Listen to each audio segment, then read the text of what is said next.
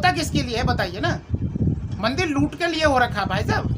मंदिर में भला किसका होता है ये बताइए। मंदिर में भला सिर्फ उसका होता है जो उसके देख रेख करता है, जो उसका मालिक है। इस देश से जो कामगार लोग हैं, जो मजदूर लोग हैं, उनके अंदर जो डर पैदा भगवान के नाम पे भर रखा है, उस डर की वजह से मंदिर जाते हैं, अपनी कमाई वहाँ चढ़ाते हैं, अपने दिन के 1 दिन का 2 दिन का रोजगार खोते हैं, और वो इस तरीके से सालों साल चलता है।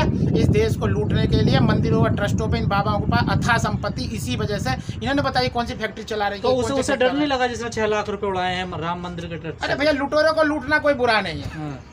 मेरे को मौका दे दो, मेरे को भी अगर कैसे बनता है मुझे मिल जाए तो मैं भी इन्हें लूट लूं। कितना करोगे यार, बेरोजगार हो रहा है।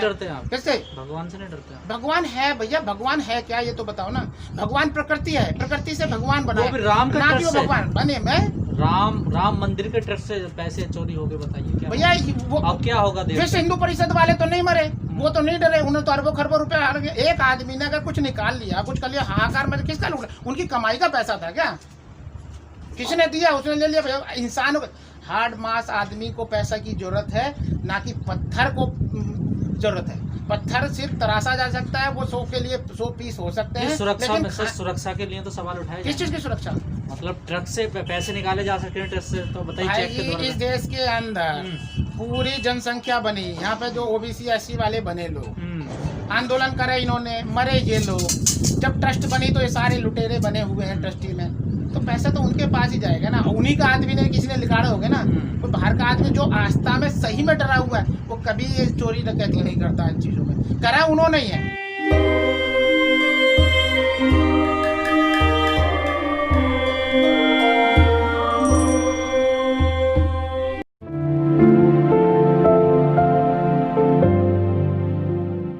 चार 2014 में जो चुनाव हुए थे, तो ये मुद्दे आए थे, रोजगार देंगे, यानी 2 करोड़ नौकरियां हर साल देने का वादा मोदी जी ने किया था, जिसकी वजह से युवाओं को बार बार ये मिलना चाहिए, नहीं मिलना चाहिए। जो सभाओं में जो नारे लगवाते थे, वो पेड़ वाला मामला जो था, रोजगार देने का वादा जो किया था, वो रोजगार इन्होंने आज जो युवा अंधभक्त बन करके काम कर रहा था, आज उन युवाओं को समझ में आ गया है कि ये रोजगार नहीं, इस देश को लूटना आए थे और इस देश को लूट लिया गया है। इस देश की संपत्तियां जब बिक रही हैं, सरकारी संस्थाएं बिक रही हैं, तो रोजगार कहाँ मिलेगा? रोजगार तो इन्होंने खत्म कर लिया, छीन लिया रोजगार ये भाजपा सरकार किसी कीमत पर देगी नहीं। सिर्फ और सिर्फ इस देश के अंदर इन्होंने हालात ऐसे कर दिए, जो गृह युद्ध, युवाओं को जैसे अंग्रेजों के खिलाफ में अभियान चलाता अंग्रेज भारत छोड़ो, अब देश के युवाओं को जरूरत है कि भाजपा वालों इस देश को छोड़ो, इस देश की सत्ता को छोड़ो। इस देश के अंदर जो हाहाकार मचा हुआ है, वो सिर्फ और सिर्फ देन RSS और बीजेपी। लेकिन सरकार तो कह रही है, खुद मोदी जी कह रहे हैं आत्मनिर्भर बनिए। आत्मनिर्भर कैसे बन जाएगा? जिस आदमी के पैसे लूट लिए हों, जिस आदमी का देश लूट लिया हो, जिस आदमी का लोन लेने वाले जो वो थे, बैंक थे, उनको बर्बाद कर दिया होगा। कहाँ से आत्मनिर्भर बना? आत्मनिर्भर का मतलब क्या? खेती है नहीं, जहाँ पे खेतों में हम हल चलाएंगे क्या? देश जो घूम रहा है, वैज्ञानिक युग के अनुसार जो चल रहा है, रोज तरक्की की तरफ जा रहा है। मतलब आप कहने का मतलब यह है कि आत्मनिर्भर कैसे बन जाएगा आदमी? खिलौने बनाए हैं, देसी कुत्ते पाल लें, तो इनको क्यों पाल रखा है? इसको प्रधानमंत्री जी ने बना दिया। फिर इसे प्रधानमंत्री लायक का अगर कोई मतलब ही नहीं है, अगर ये युवाओं से कहते हैं कुत्ते पाल लो, कभी उस तरीके की बातें कर रहे हैं, ये आदमी और कुछ नहीं है। इनकी मेंटलिटी इतनी गंदी हो चुकी है, इस देश को खत्म करने के लिए ये रोजगार के देने की बजाय इस देश को बर्बाद कर दिया गया। युवाओं को अब अंधभक्त बनने की जगह जो सड़कों पे आ रहे ना, ये सब दिल्ली की तरफ कूच करें, इस प्रधानमंत्री के बंगले को घेरें, इस संसद को घेरें, जाकर के इस देश के लिए अब युवाओं को कुर्बानी देनी पड़ेगी। तब जाकर के ऐसे लोग जो देश को बेचने का काम करें, अडानी अंबानी को, इनके खिलाफ में आंदोलन शुरू होंगे। लॉकडाउन लगाया, इसमें कोई फायदा राहत नहीं दी है। बिजली के बिल आधाधुंध कर दिए गए हैं। जो लोग रोजगार छीन लिए, तुमने सरकार ने 3 महीना लॉकडाउन करके बंद कर दिया, सब सिस्टम बंद कर दिया, तो लोगों को खाने को नहीं उसमें बीच में बचा है। इनके घरों में अय्यासियां चल रही हैं, फुल इसमें पैसे चल रहे हैं। 20,000 करोड़ दिए तो हैं। किसको दे दिए? अडानी अंबानी को तो दिए ना, किसको दे दिए बताओ ना? भ्रष्टाचार हुआ, उसकी आप करा दो, जांच करा दो, पता लग जाए कहाँ गया पैसा। गरीब आदमियों को आप जो कह रहे हैं दे दे, किसके खाते में पैसे चला गया ये बताइए। 130 करोड़ जनसंख्या से ज्यादा की ये देश हो गया है, उसके बाद में यहाँ रोजगार कितने % है? आज जो ये सरकारी संस्थाएं बड़ी मुश्किलों से स्थापित हुई थी, एजुकेशन इन्होंने जीरो कर दिया है। एजुकेशन नीति जो लेकर के आ रहे हैं, इन्होंने उस सिस्टम से खिलवाड़ कर दिया है। वो अमेरिका की बात करते हैं, अमेरिका हर बच्चे की शिक्षा 12वीं तक की शिक्षा फ्री देता है। 12वीं के बाद में उन्हें काम करने की इच्छा, काम करने देता है। वहाँ हर चीज में एजुकेटेड लोग बैठे हैं, अंधविश्वास पाखंडवादी लोग नहीं बैठे हैं, डमरू हिलाने वाले लोग नहीं बैठे हैं, बीन बजाने वाले लोग नहीं बैठे हैं, झोला उठा करके चलने वाली बात करने वाले घोड़े नहीं बैठे हैं।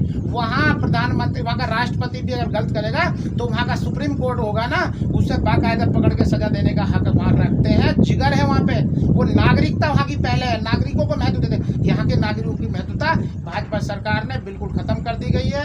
यहाँ की लोकतंत्र को बिल्कुल कुचल दिया गया है। सरकार कोई भारी नुकसान नहीं उठाएगी, सरकार इसलिए नहीं उठाएगी, वो लोकतंत्र से चुनी हुई सरकार नहीं है। फिर मैं आपके चैनल पे बोल रहा हूँ, ईवीएम के माध्यम से इस देश को बर्बाद कर दिया गया, लोकतंत्र कुचल दिया गया। ये आपको समझना पड़ेगा। जो जिस देशों ने ये ईवीएम बनाई थी, उस देश उसको ईवीएम से चुनाव नहीं कराते, और आप उस पर बात करो। यही भाजपा वाले, यही आडवाणी, इनके भाजपा के जो हनुमान बताए गए थे, वही सुप्रीम कोर्ट में ले गए। सुब्रमण्यम स्वामी की वीडियो भी अभी मिल जाएगी आपके यूट्यूब पे भी। वो बोलता है कि हम बेवकूफ थोड़ी ना। उन्होंने जापान वालों से पूछा, भाई तुमने चिप बनाई थी, आप क्यों इस्तेमाल नहीं करते? हम बेवकूफ थोड़ी ना। तो ये सब जानते हैं, सुप्रीम कोर्ट में गए थे। ये इसी वजह से इस तरीके के ये डिसीजन ले रहे हैं कि इनको गिराने वाला कोई नहीं। 101% लुटेरे भाई, लुटेरे नहीं होते इस देश की संस्थाओं कैसे बेच दोगे आप? इस देश में भारतीय संविधान में लिखा हुआ है, कोई भी सरकार आएगी सरकारी संस्थाओं को नहीं बेच सकती। अगर सरकारी संस्था बेच देगी, उसके खिलाफ में सुप्रीम कोर्ट में केस जाएगा। सुप्रीम कोर्ट से केस जाने के बाद में वो बाकायदा ऐसे रूल हैं, वो जज जो उसको सजा दे करके आजीवन सजा का प्रावधान है प्रधानमंत्री को भी। जो भाजपा को मौका, आरएसएस को मौका नहीं मिला था 70 सालों में, वो मौका इनको अब मिल गया है।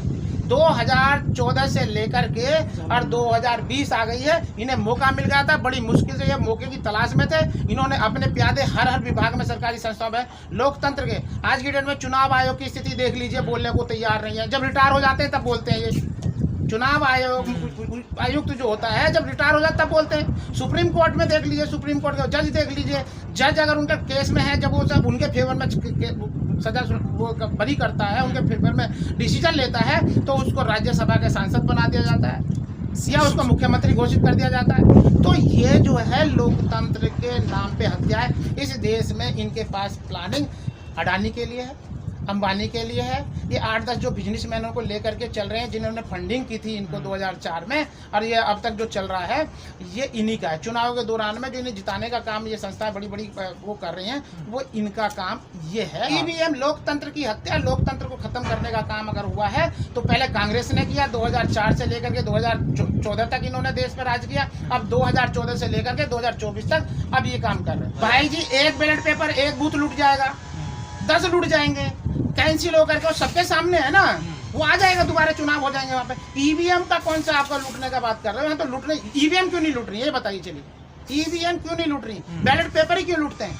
तो बैलेट पेपर इसलिए लूटे जाते हैं कि बैलेट पेपर के मामले में जो चुनाव सरकार, जो चुनाव आयोग बैठा है ना, उसकी ड्यूटी है, उसके अधीन आ जाती है सारी फोर्स। उसका काम है निष्पक्ष चुनाव कराना। युवा क्यों सड़कों पे है, नेता क्यों नहीं है? नेता क्यों नहीं है?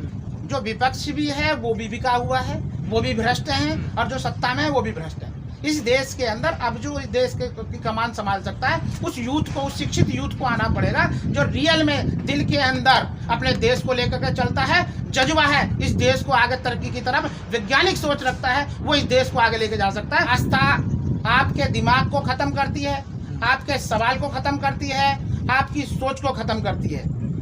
वास्तविकता आपको वैज्ञानिक दृष्टिकोण सोच देती है, आपकी शिक्षा के ऊपर बात करती है, आपकी गलत और सही पे बात करती है, कि जहाँ गलत होता है वहाँ आवाज उठाता है वास्तविकता में। इसीलिए इस देश में वैज्ञानिक सोच वाले, वास्तविकता वाले लोग चाहिए, ना कि आस्तिकता वाले लोग। लेकिन आस्तिकता वाले लोगों की वजह से ये देश बार बार गर्त में जाता है। जो लोग हैं राजनीति में, जो है धर्म की राजनीति, धर्म की जो भारत की अंदर जो धर्म का राजनीति है, इसी बेस से वो गलत लोग चुन के बार बार सत्ता में चले जाते हैं, जब विपक्ष में जाते हैं या सत्ता में जाते हैं। मुझे कंगना रनावत से कुछ लेना देना नहीं।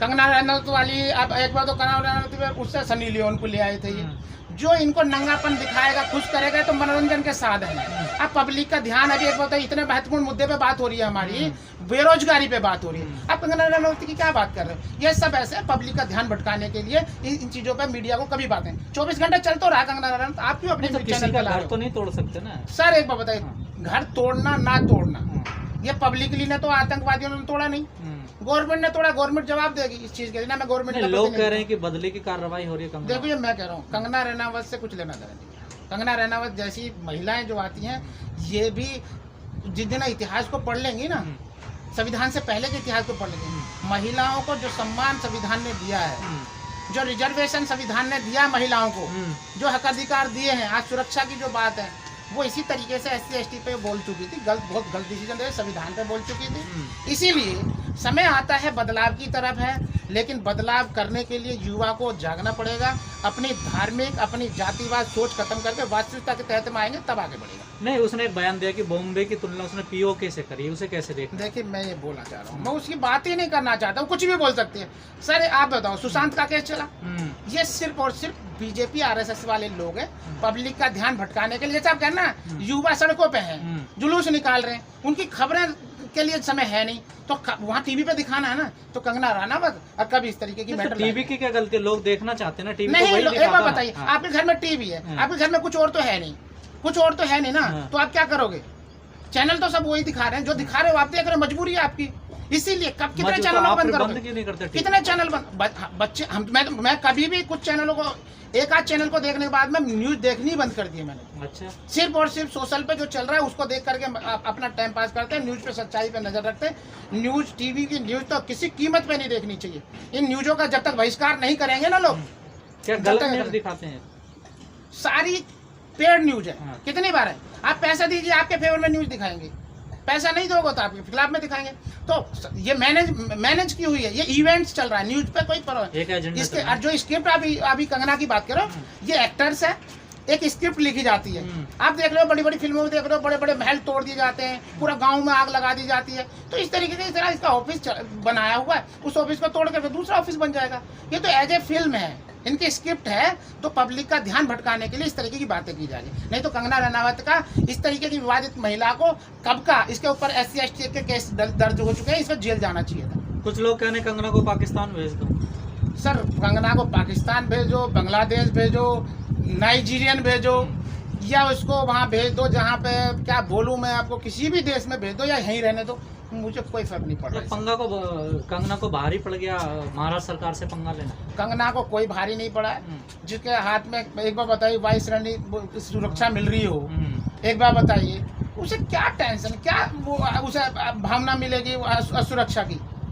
असुरक्षा की तो भावना मेरी होनी चाहिए। अगर मैं आज बात कर रहा हूँ सत्ता के खिलाफ में बात कर रहा हूँ, तो मेरी जान को खतरा है ना। उन्होंने जो अपने गैंग पाल रखे हैं, जान को खतरा है। वो कोई मंत्री तो है नहीं, कैबिनेट मंत्री है क्या? 22 श्रेणी सुरक्षा किसको दे सकते हो आप? संविधान की धज्जियां उड़ चुकी है ना। आप किसी आदमी को 22 श्रेणी सुरक्षा दे दोगे किसी को भी क्या? ये जो गलत है, ये संविधान का उल्लंघन है, गैर संवैधानिक कार्य हो रहे हैं। जिसको चाहे सुरक्षा दो, जिसकी चाहे सुरक्षा हटा लो। आपने देखा कश्मीर के जो मुख्यमंत्री रहे, भूतपूर्व मुख्यमंत्री रहे हैं, उनकी सुरक्षा तक हटा ली गई। अब क्या बात कर रहे हो? जिसकी सुरक्षा की जरूरत है उसकी हटा लो, तो उन्होंने कभी भी मार लेंगे, कभी भी जेल भेज देंगे।